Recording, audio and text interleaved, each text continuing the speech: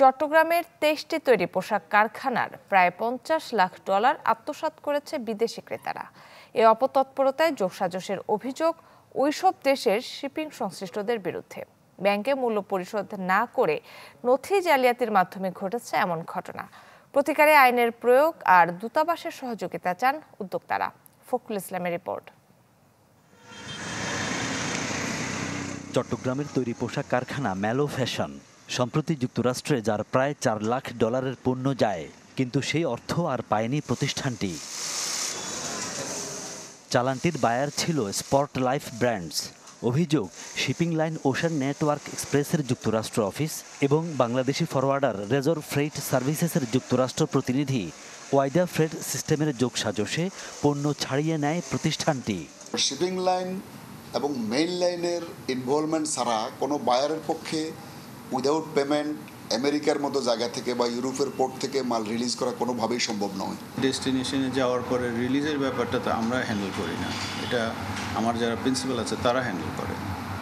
তারা এই জিনিসটা গণ্ডগোল করছে। লাইসেন্সিং অথরিটি হিসেবে ফ্রেট ফরওয়ার্ডার যদি এই ধরনের কোনো জালিয়াতির সাথে জড়িত থাকে, সেটা তার শুনানি গ্রহণ করে তার বিরুদ্ধে আইনানুগ ব্যবস্থা গ্রহণ করা হবে।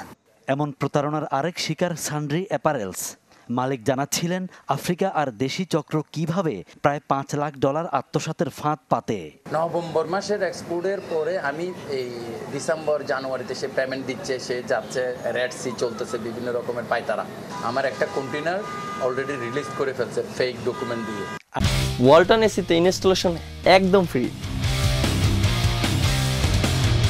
আইন অনুযায়ী শিপিং লাইনের মাস্টার বিএলএ সংশ্লিষ্ট ব্যাংকের নাম লেখা বাধ্যতামূলক। মূলত যেসব বিএলএ ব্যাংকের নাম উল্লেখ থাকে না, সেগুলোতেই হচ্ছে গলদ।